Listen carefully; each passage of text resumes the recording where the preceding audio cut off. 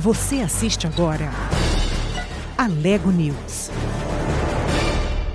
Boa noite. Comissão de Tributação aprova a isenção de pagamentos para a emissão da segunda via de documentos roubados.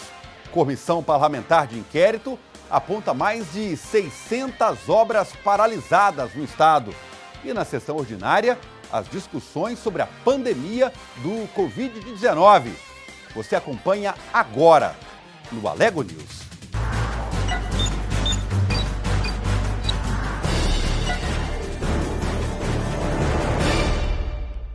A Comissão de Tributação se reuniu hoje sob a presidência do deputado Jefferson Rodrigues, que substitui o titular, o deputado Carlos Cabral, que participa de reunião da Frente Nacional de Prefeitos em Florianópolis.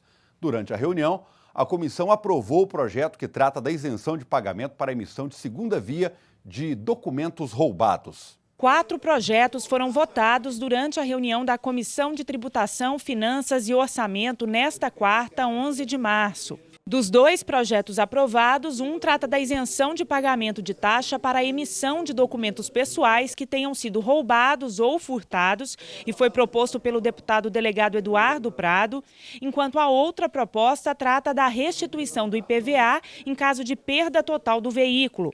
A matéria foi rejeitada pelo relator, deputado Wagner Neto, mas a comissão aprovou o voto em separado de Paulo Trabalho favorável ao projeto.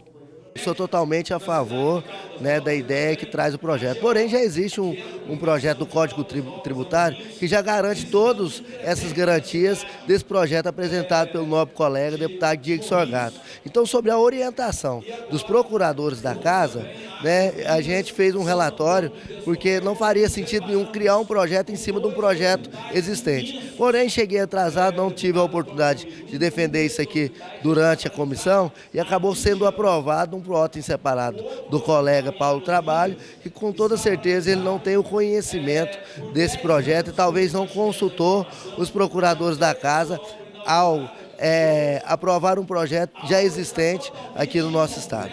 Os outros 2 projetos votados receberam um pedido de diligência, o que significa que novos documentos e informações devem ser acrescentados para que então a comissão delibere a favor ou contra a matéria.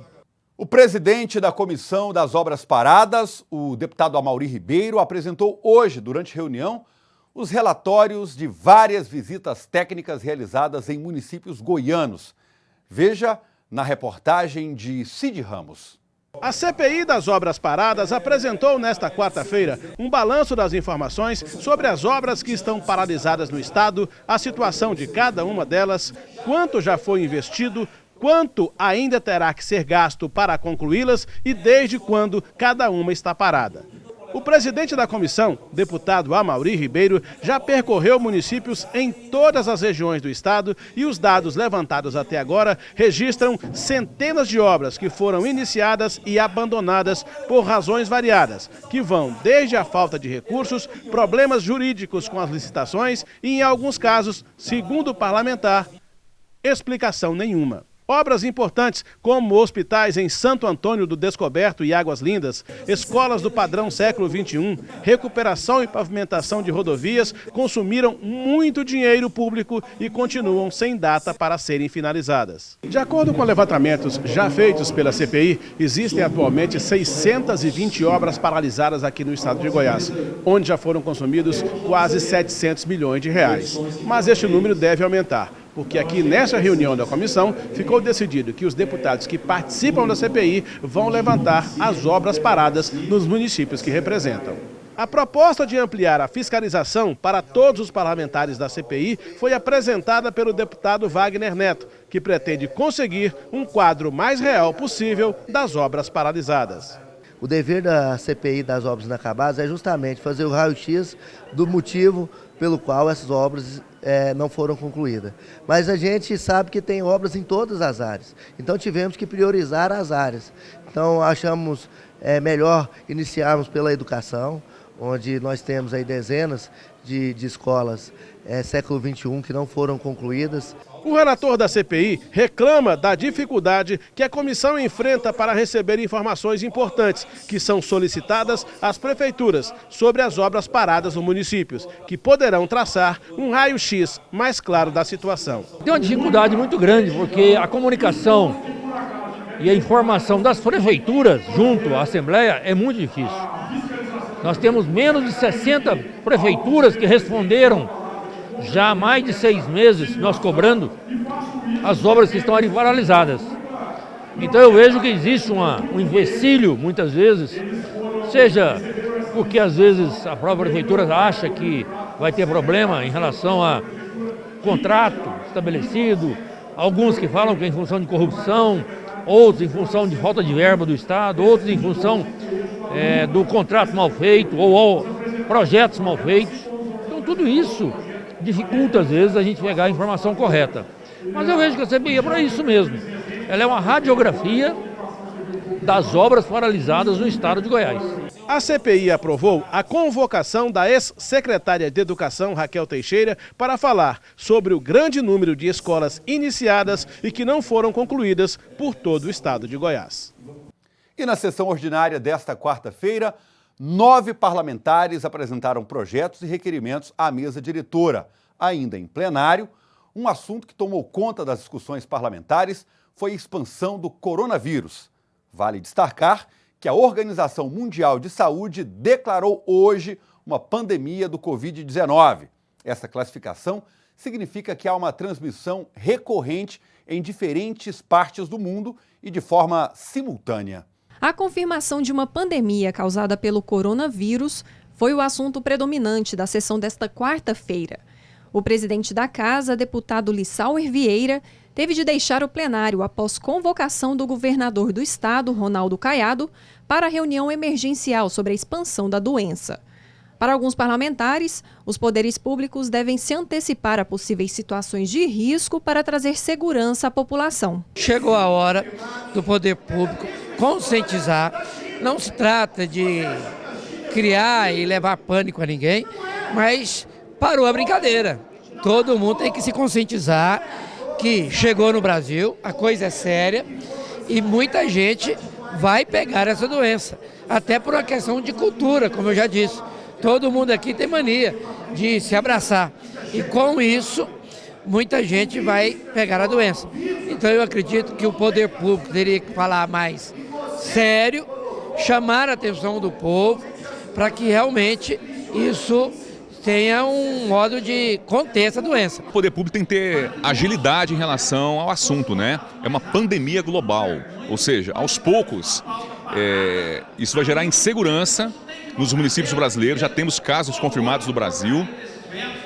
A tendência é, caso as autoridades não consigam controlar isso, nos próximos dias, nos próximos 15 dias, nos próximos 1 ou 2 meses, realmente a situação ganhar uma proporção gigantesca aqui no Brasil. E eu estou vendo a velocidade de reação do governo de Goiás muito lenta. O governo tem que reagir imediatamente para poder gerar segurança para a sociedade, pelo menos em relação à questão hospitalar. Durante a apresentação de matérias, o deputado Paulo Trabalho propôs projeto para impedir a cobrança de IPVA no primeiro ano após a compra de veículos automotores em Goiás. A ideia do projeto é isentar o IPVA no ano da compra do veículo. Com isso, nós vamos também estar incentivando o maior número de compra de veículos novos, a maior geração de empregos pela produção desses veículos adquiridos dentro do estado de Goiás e, consequentemente, a maior arrecadação via ICMS. Então o projeto ele tem esse atendimento ao consumidor e também atendimento ao Estado, porque aumenta a arrecadação via ICMS, mas desonera o consumidor. No pequeno expediente, foi alvo de críticas uma ação civil pública do Ministério Público Estadual que pede a anulação das licenças de funcionamento dos pit dogs de Goiânia e a realização de uma licitação pública. A forma como foi pedido pela ação civil pública de retirar todos é muito absurdo e muito bruto. Imagina Goiânia sem nenhum pit dog de hoje para amanhã. Isso é inadmissível, né? Todo mundo que está assistindo sabe que não é possível. Você vai sair da rua, você vai comer seu sanduíche aonde? Né? A gente não está falando de McDonald's, Burger King, a gente gosta de x-tudo, gosta de x-salada. Então o goiano gosta disso, e se não tiver o pit dog para trabalhar, que é cultural, é da nossa raiz, é da nossa tradição. Então o que é tradicional e é raiz, a gente tem que a legislação adequar a ele, não o contrário, não a raiz e tradição adequar a lei. Representantes do segmento cobram uma solução mais flexível, que amplie o prazo para que empresários renovem suas licenças e se regularizem perante a prefeitura. Causa especulação no mercado, já causa insegurança. Os investidores que estariam hoje ampliando seu negócio, reformando seu pit dog, já pararam todos. Estão parando porque, se caso for haver uma licitação, vai ter um desemprego aí em massa, aí 4, 5 mil trabalhadores já devem ser demitidos aí nos primeiros dias. E nós esperamos que o MP, que faz um grande trabalho para a sociedade, mas que seja mais coerente com essa decisão e que ele volte atrás, que nós temos que cumprir a lei, mas não dessa forma. E você vê a seguir aqui no Alego News. A entrevista de hoje é com o presidente da Comissão dos Direitos Humanos da OAB. Vamos falar sobre o sistema prisional brasileiro. Em instantes.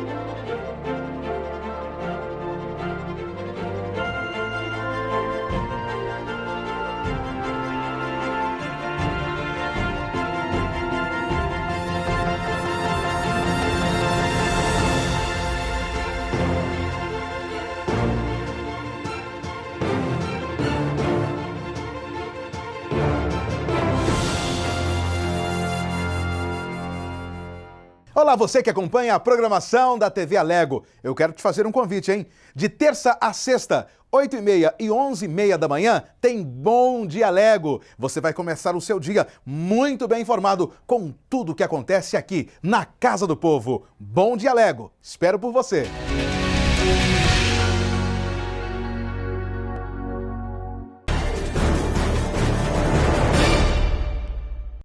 Muito bem, voltamos aqui no Alego News.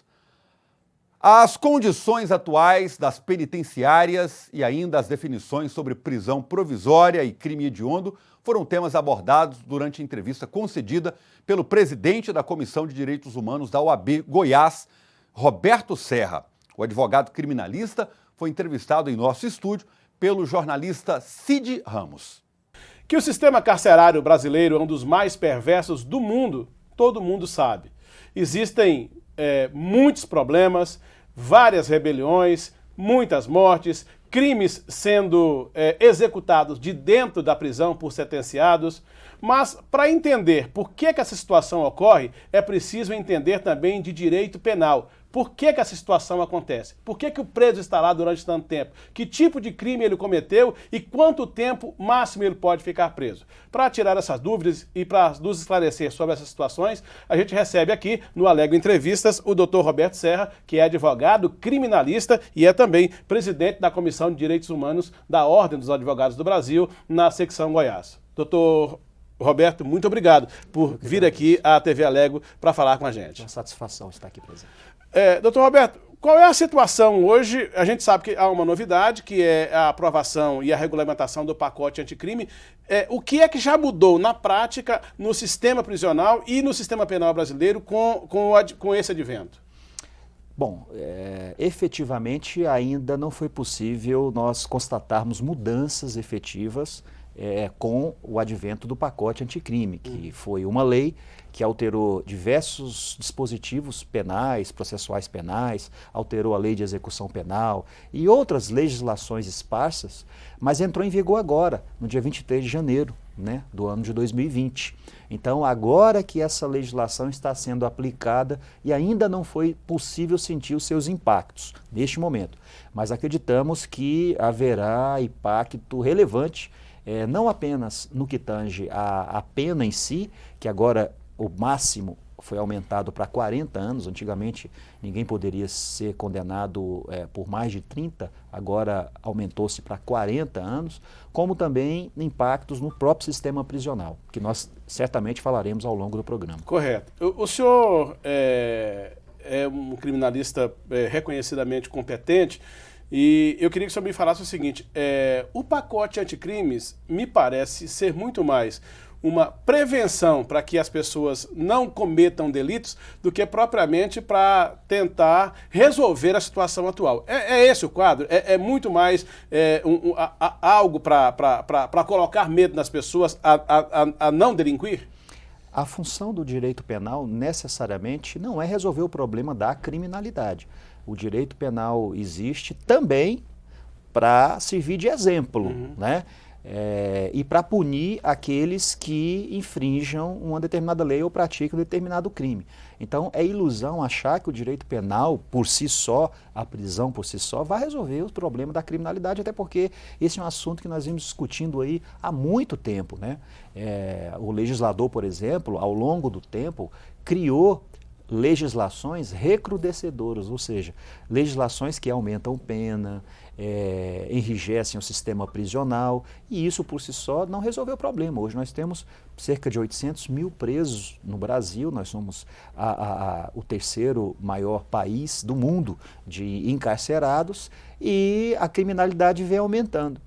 Prova que o direito penal, a legislação por si só, não se basta para a resolução do problema. Necessário se faz políticas governamentais, políticas voltadas para a segurança da sociedade e para, inclusive, promoção de providências no sentido de ressocializar aquelas pessoas que estão lá encarceradas. Desse ponto de vista, o pacote anticrime me parece não ter, no caso da ressocialização, me parece não ter grande intervenção, não, porque quem já está lá, já está lá. Quer dizer, o objetivo da pena é ressocializar. Mas me parece não, as novidades que foram apresentadas não terem grande efeito sobre quem já está cumprindo pena, não, né?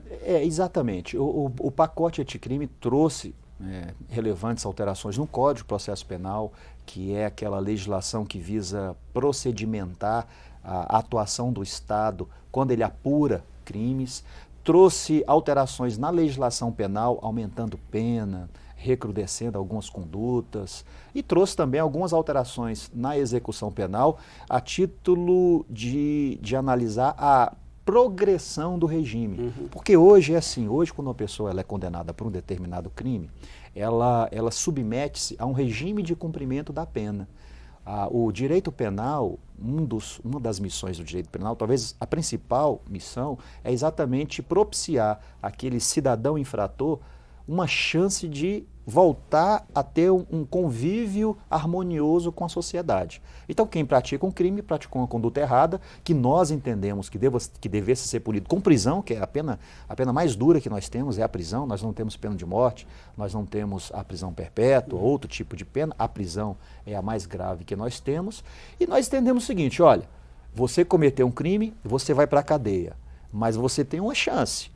Porque depois de um tempo X, você pode retornar para a sociedade. Mas como que o Estado faz com que essa pessoa retorne para a sociedade melhor do que ele entrou? Correto. Propiciando que ele cumpra um determinado período no regime fechado, depois ele vá para um regime semi-fechado ou semi-aberto, onde ele vai para a sociedade e retorna. O Estado ficaria monitorando esse processo. E, finalmente, ele vai para o regime aberto. Então, ele passa por 3 regimes e o pacote anticrime alterou substancialmente o tempo que essa pessoa ficaria. Então, por exemplo, quem comete um crime hediondo, um crime um crime homicídio qualificado, cuja pena é de 12 a 30 anos, se ele for reincidente, ou se ele tiver praticado um crime anteriormente e condenado, etc., ele fica 70% hoje da pena no regime fechado. Antigamente, ele cumpria 1/6 e passava para o regime mais brando, ou cumpria 2/5 ou 3/5. Nesse caso da progressão, doutor,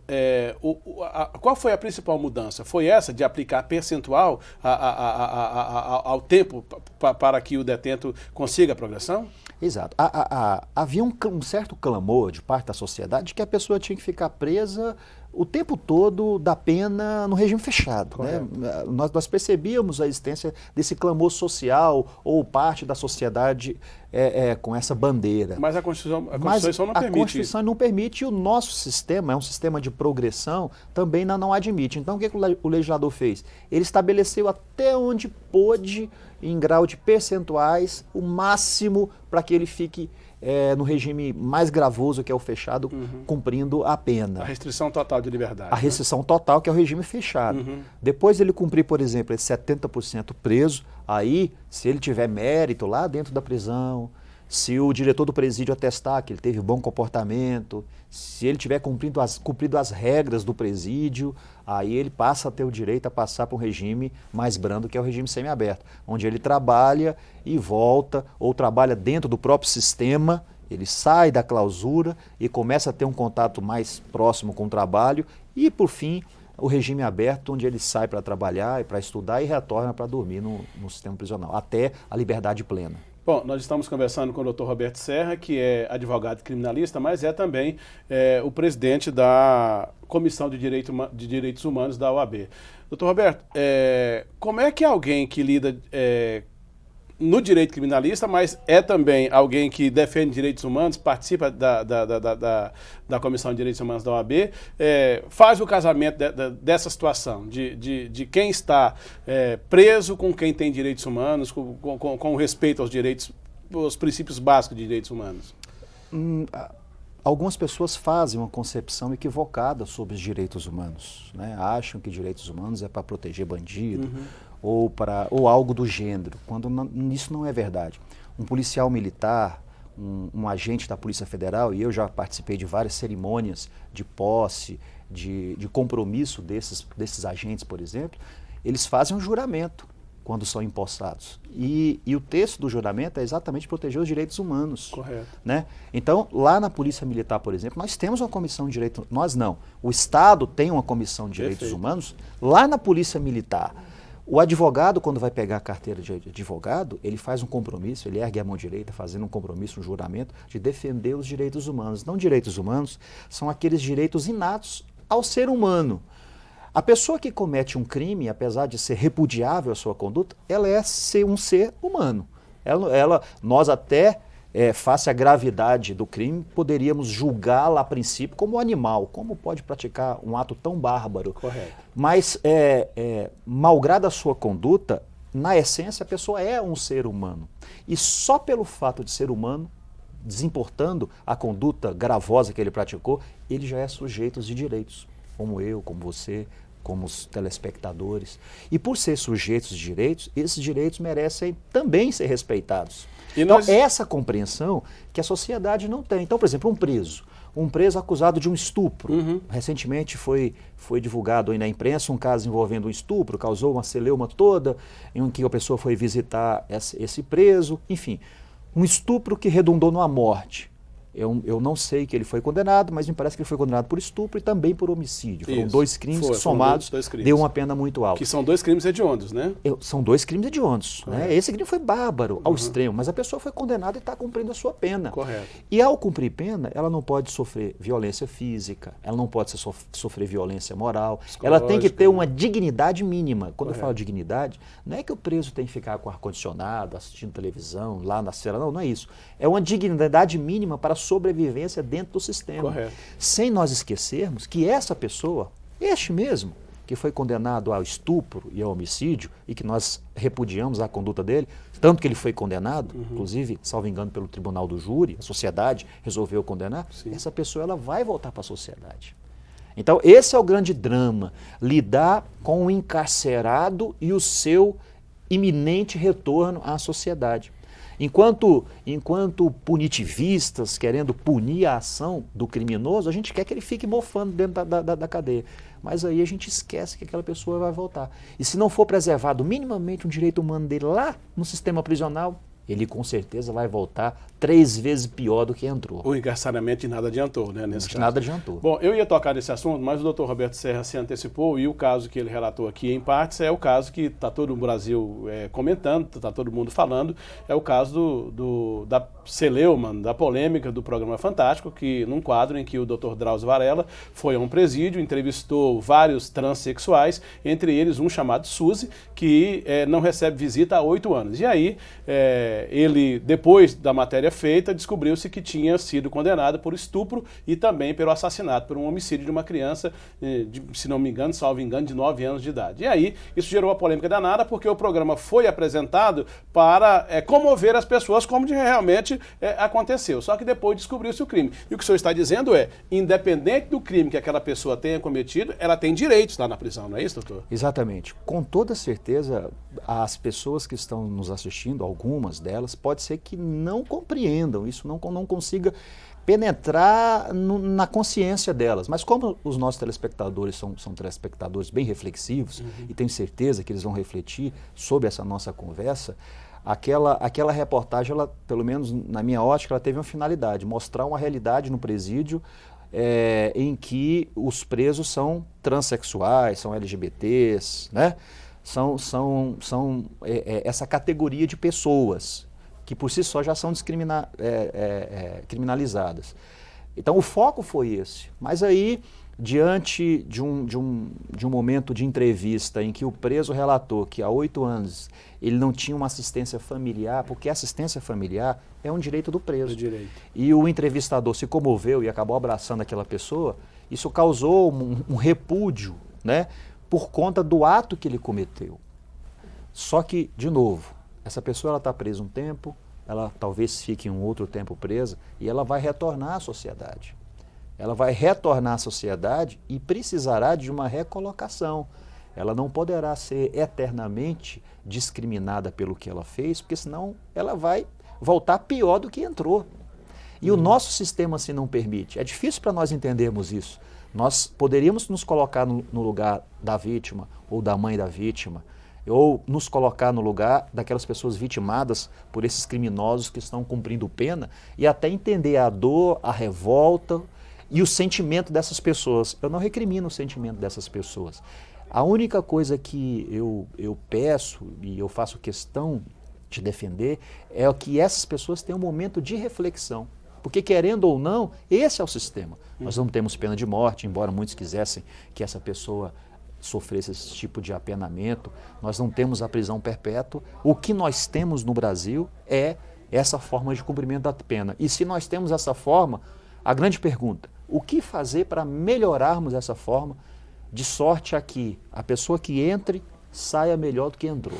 Bom, como criminalista, qual é a ideia que o senhor tem disso? O que é que poderia ser feito num momento, sobretudo como esse que o Brasil está vivendo, de muita violência para tudo quanto é lado, e cada vez mais o número de encarcerados aumenta, porque cada vez é menor o número de ressocializados, porque, como o senhor disse, via de regra as pessoas saem piores. O que é que poderia ser feito, doutor Roberto, para melhorar o sistema carcerário brasileiro desse ponto de vista? Primeiro, promover e continuar promovendo debates com este nível de discussão, porque nós precisamos, antes de tudo, que a sociedade compreenda essa realidade jurídica de coisas. O nosso sistema, a sociedade precisa compreender isso. Nós não podemos simplesmente, devemos nos revoltar contra crimes graves, contra condutas que são reprimidas, né, pela sociedade, isso não tem dúvida, mas uma vez punida a pessoa, uma vez enclausurada a pessoa, a partir daí nós temos que passar por uma outra reflexão, de que aquela pessoa vai voltar. O advogado criminalista, ele é como se fosse, por exemplo, um médico. Se uma pessoa como essa, se chega essa pessoa baleada por um policial, e o médico sabe que ela foi baleada porque estuprou e matou alguém, você acha que o médico vai tentar salvar a vida dele ou vai colocar o dedo na ferida para ela morrer mais rápido? Bom, se o médico fez o juramento de Hipócrates, se o médico se comprometeu a exercer a medicina como deverá ser exercida, não importa aquele ser que está ali. Ele tem que salvar a vida dele. Que ele seja punido pela justiça dos homens, mas ele tem a obrigação de salvar a vida dele. É mais ou menos assim na advocacia. O advogado, ele é esse ser racional. Ele tem que separar o lado passional do lado racional. Então, quando chega uma pessoa acusada de um crime grave dessa forma, o que nós defendemos? Que ele seja julgado com justiça. Que não haja um extrapolamento, um excesso por parte do Estado, que tem esse poder de julgar, naquele caso concreto. Então não há muito assim conflito sob esse enfoque. Se você consegue separar o lado racional técnico do lado emocional, você consegue exercer a profissão mesmo diante de casos tão graves como este. Nesse caso de melhorar essa visão do cumprimento de pena, para que as pessoas saiam melhores, o senhor acha que o Estado, para a situação atual que nós temos, o Estado é omisso ou é incompetente? Talvez, lamentavelmente, os dois. Porque nós temos aí um encarceramento, uma superpopulação carcerária que não se resolve há muito tempo, desde séculos atrás, séculos. Não estou falando de anos, estou falando de séculos. Minha dissertação de mestrado foi em cima desse assunto. Só para dar uma adenda aqui para o senhor, existem milhares e milhares de presos no Brasil que têm direito à revisão de pena e que ninguém olha por eles, não é isso? É esse o quadro real, né? Tem essa realidade também que, se formos falar sobre isso, dá um outro programa. Mas não é só isso o problema, nessa questão da superpopulação carcerária. Nós temos mais de 200 mil mandados de prisão para ser cumprido. Tem muita gente que foi condenada, que está solta, que deveria estar preso, e o Estado ele não tem condições estruturais para cumprir tudo. E se cumpre os 200 mil mandados de prisão, onde é que vai colocar esse pessoal nesse ambiente superpopuloso? Veja o drama. Então, a superpopulação já é o primeiro problema, o encalço do Estado para resolver a questão carcerária. O outro é talvez a mudança do discurso. Ao invés do Estado ficar pregando, bandido bom é bandido morto, chicote nele, ficar com esse discurso punitivista, ele tinha que desenvolver uma política para que o encarcerado ingressasse no sistema, ali fosse trabalhado, saísse para não voltar. Nós temos um índice de reincidência de quase 70%. 70% das pessoas que entram no sistema carcerário voltam depois para ele. E voltam a delinquir. Então há uma omissão do Estado, há uma falta de interesse, até porque, convenhamos, aquele político que se arvorar a tentar resolver o problema carcerário não vai ter voto na eleição, porque é antipático. Né? Eu falando isso aqui, por mais bem intencionado que esteja, no sentido de levar a reflexão de um tema, pode ser que um ou outro continue me olhando assim, olha lá, aquele defendendo isso, porque é aquilo. Né? É incrível como esse é um assunto extremamente antipático, porque diz respeito a pessoas criminosas, a pessoas que cometeram o crime e estão cumprindo a pena. E o que muita gente quer é que mofe ali. Mas eles não vão mofar. Não porque eu queira, mas porque o nosso sistema assim determina. Correto. Doutor Roberto, muito obrigado pela conversa, muito esclarecedora, muito interessante. E certamente nós voltaremos a nos falar aqui. Muito obrigado. Obrigado. A honra foi minha. Bom, nós falamos com o doutor Roberto Serra, que é criminalista e presidente da Comissão de Direitos Humanos da Ordem dos Advogados do Brasil, na seção Goiás.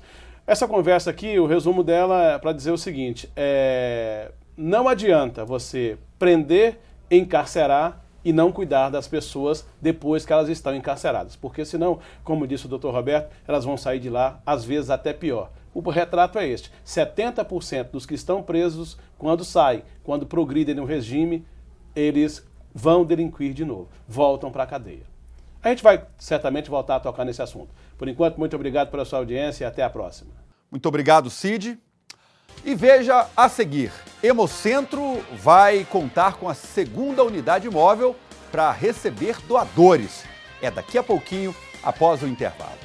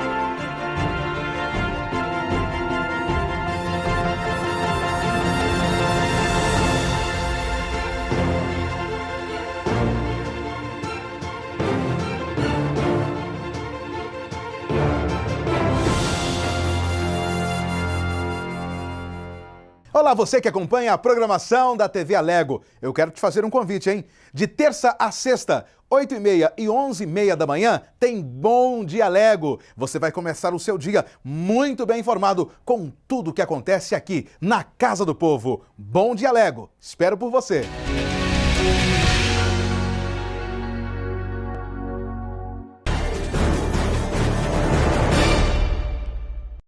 Muito bem, voltamos aqui no Alego News com mais informações.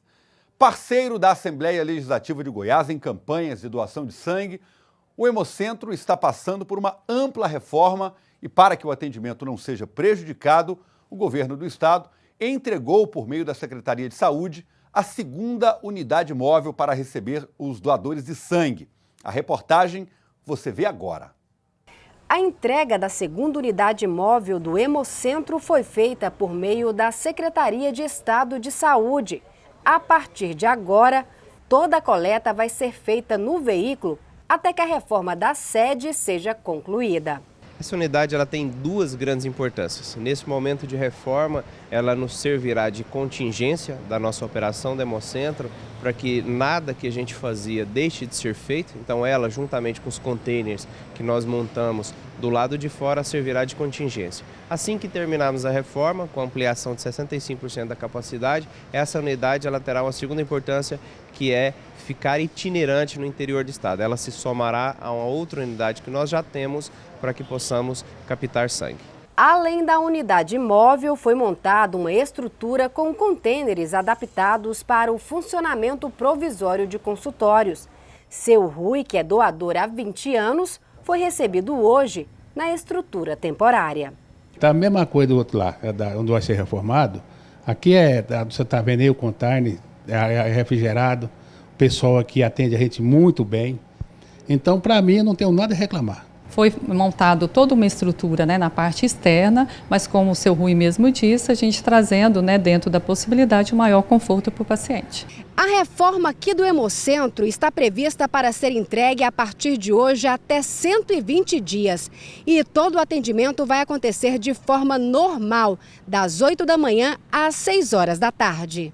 Durante o evento, o secretário ressaltou a importância de parcerias para manter abastecido o banco de sangue do Hemocentro e destacou a Assembleia Legislativa como colaboradora. A Assembleia Legislativa, ano passado, atuou juntamente com a gente, uma grande parceira da saúde, e outras instituições, associações, federações, pode entrar em contato com a diretoria do Hemocentro e, na medida do possível, na agenda, organizar para que esse ônibus fique, universidades também, fizemos parceria com o quartel do Exército, o outro ônibus nesse momento foi para Universo, então assim, um ônibus para aproximar da população.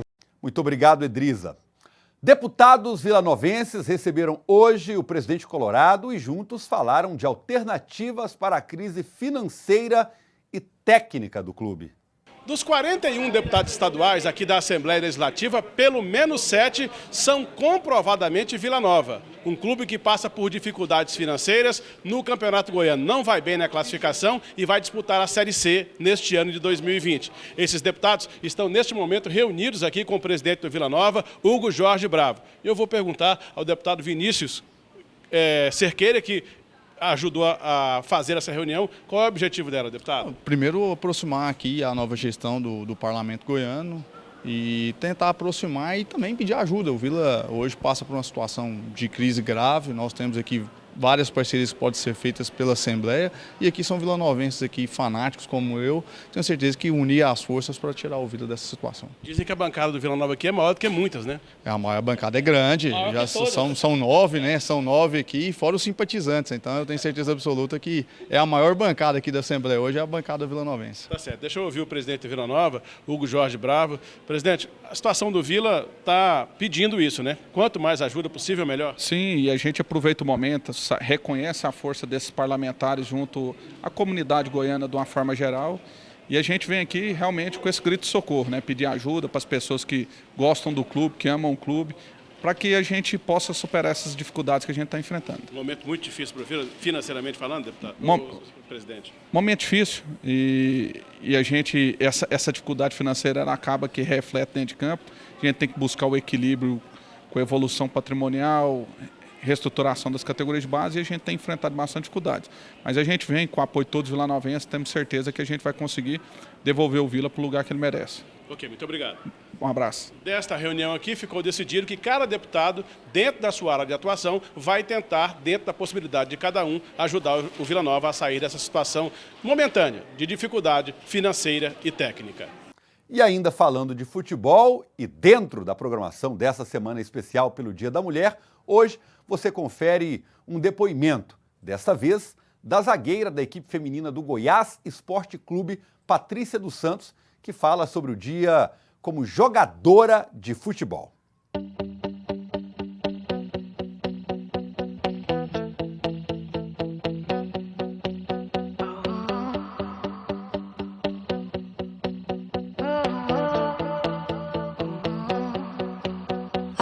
Meu nome é Patrícia, tenho 36 anos, sou de Goiânia mesmo. Além do futebol, sou assessora de moda.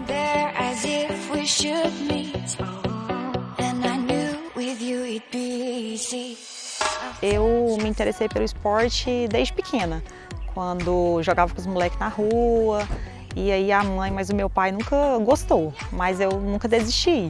Aí meu irmão me incentivou, me deu uma chuteira, e aí eu comecei a jogar. Foi quando foi o primeiro time, foi o Aliança, que eu comecei a jogar mesmo.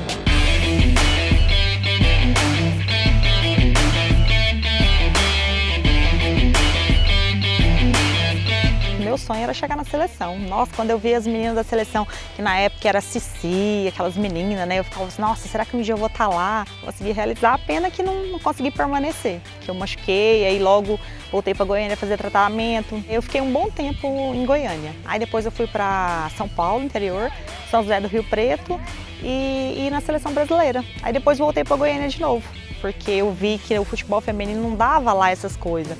Aí eu tive que procurar outros meios, porque o feminino não é igual ao masculino, né?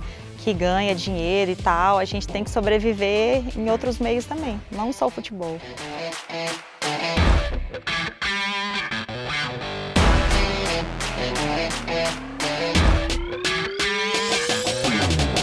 O começo foi meio complicado, porque eles não aceitavam. Falavam que era coisa de homem, era macho e fêmea, isso e aquilo. Os vizinhos falavam muito também. Macho e fêmea, sapatão, esse trem. Aí minha mãe e meu pai não queriam. Aí depois, quando viu que não tinha jeito mais, aí não segurou mais não. Fez foi me apoiar. Se a gente deixar relevar por certas coisas, certos comentários, a gente não consegue fazer nada. Principalmente nós mulheres. Ainda mais nesse meio do futebol, que é muito machista, né? Que se a gente falar que a gente joga futebol, já leva para outro lado, né? Então, a gente tem que ter muita força de vontade e determinação, senão a gente não consegue.